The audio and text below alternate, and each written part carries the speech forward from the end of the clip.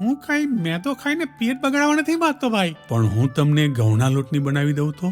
હા, પણ એમાં પાછી ખાંડની ચાસણી. અરે ના ના, હું તમને ગોળની ખવડાવીશ. ગોળનો સ્વાદ પાછો. અરે એ ખાધા પછી ખાંડને હંમેશ માટે બાય બાય કહી દેશો તમે. ઠીક છે, તો એમાં કલર નાખશો તો હું નહીં ખાઉં. અરે ના ના, કોઈ કલર નહીં અને ઈસ્ટ પણ નહીં, એકદમ નેચરલ એવી જલેબી બનાવીએ. ચાલો, 250 ગ્રામ ઘઉંનો લોટ લીધો છે. ઘીની ચાળણીથી ચાળી લઈશું. છેલ્લે આવું થોલું નીકળે એ ફેંકી નહીં દેવું, એ ફાઈબર છે. રોટલી ભાખરીના લોટમાં એને ભેળવી દેવું. 2 ચમચી ઘીનું મોવણ ઉમેરીશું.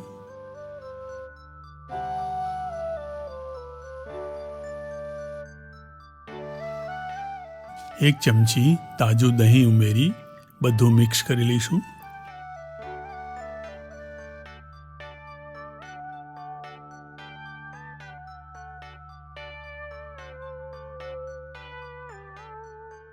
અહીં આપને ગરમ જળ લઈને રોટલીના જેવો લોટ બાંધવાનો છે. મિત્રો, ઉપર ઊંધિયાની રેસીપીની લિંક છે. ઉત્તરાયણ પર ઊંધિયું તો બનાવશો તો સાથે જલેબી તો જોઈએ ને, એટલે અમે તમારે માટે આ પ્રોગ્રામ બનાવ્યો છે.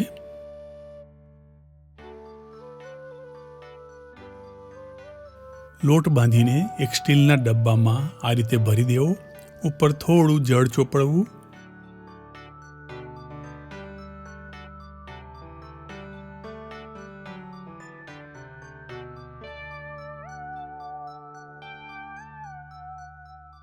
ડબ્બો બંધ કરી કપડાથી બાંધી લેવો.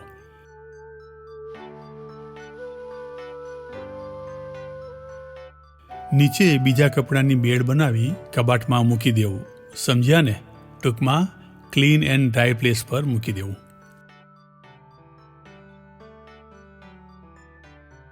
ચોવીસ કલાક પછી એને ડબ્બો ખોલીને આ રીતે હલાવવું.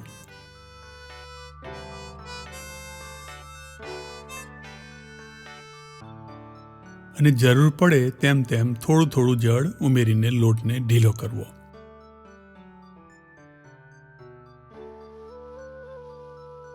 ઠંડીની ઋતુ હોય તો ડબ્બાને બીજે દિવસે સવારે થોડો તડકામાં મૂકી શકાય.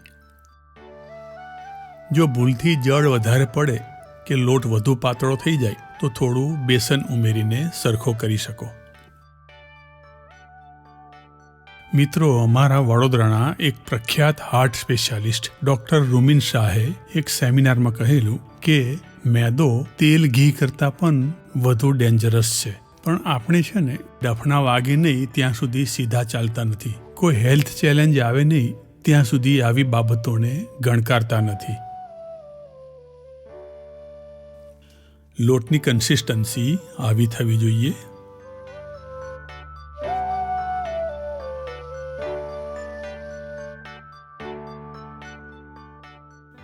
હવે જલેબી પાડતા પહેલાં આપણે ચાસણી તૈયાર કરી લઈએ.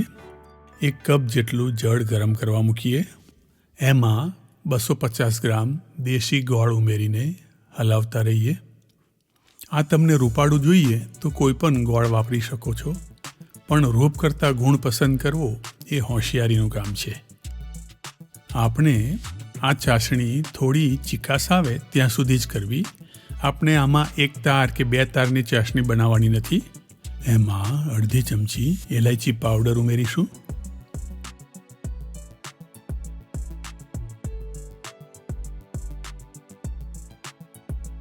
અને થોડું કેસર ઉમેરીશું.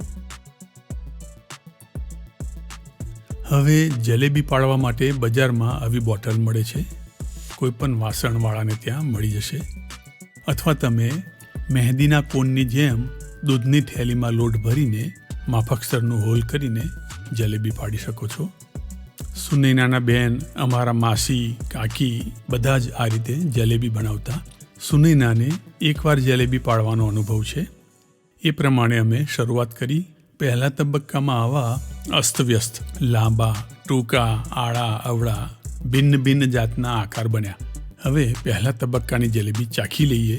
દેશી ચાસણીમાં કે લોટમાં ફેરફાર કરવો હોય તો કરી શકાય. તુલસી દળ ચઢાવીને કૃષ્ણ અર્પણ કરીને એને ચાખીશું. બીજી વાર ગોળ આકાર કેવી રીતે બનાવવો એ બતાવવા મેં પ્રયત્ન કર્યો.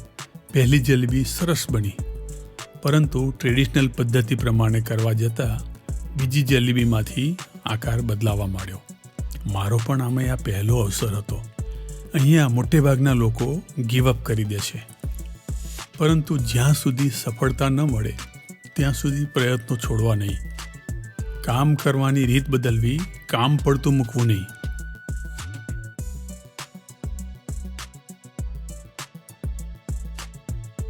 જલેબીને થોડી વાર પછી પલટાવીને તળી લેવી. ગોળની ચાસણીમાં જલેબીને મૂકી રાખવી નહીં, બોળીને તરત બહાર કાઢી લેવી. એક જલેબી સારી બની અને 4 બગડી તો આપણે જે વધારે હોય તેને ફોકસ કરીએ છીએ, પણ જો એક જલેબીની સફળતા મળી છે તો બીજો પ્રયત્ન કરવો જ જોઈએ. બીજી વાર 2 સારી બનશે અને 3 ખરાબ. આમ છેલ્લે એવું થશે કે તમને એ વસ્તુની સાચી રીત મળી જશે. પહેલી જલેબીનો આકાર બિલકુલ ગોળ બન્યો એટલે અમને આશા જાગી. અમે જૂની ઘરેર તોડીને એક જલેબી પાડ્યા પછી બ્રેક કરવાનો નુસ્ખો અપનાવ્યો. તો ક્યારેય ગીવઅપ કરવું નહીં. Play teal win. જીતો નહીં ત્યાં સુધી ખેલતા રહો. વિરાટ કોહલી કે સચિન તેંડુલકરને જ્યારે રમવાની શરૂઆત કરી હશે ત્યારે આવી જ જલેબીઓ પડી હશે, પરંતુ પ્રયત્ન છોડો નહીં તો આપ જરૂરથી સફળતાને પામશો.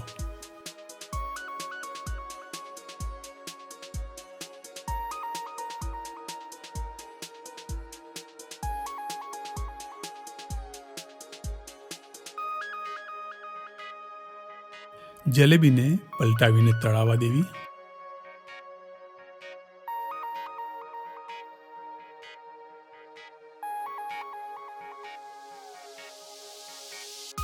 અમે તમને જલેબીની સાથે સફળતાની ચાવી પણ શીખવાડી છે, તો ચેનલ સબસ્ક્રાઈબ કરજો. અને હા, ટેરેસ પર જરૂરથી જજો, પણ પતંગો ચગાવવાનો સમય 10 થી 5 જ રાખશો, કારણ કે પક્ષીઓ સાંજે 5 વાગ્યા પછી ઉડતા હોય છે. તો પક્ષીઓની પાંખો ન કપાઈ જાય. અને દારૂખાનું ફોડીને આપના શહેરને દિલ્હી બનાવશો નહીં. મજા કરવાના ઘણા સસ્તા અને સરળ રસ્તા હોય છે.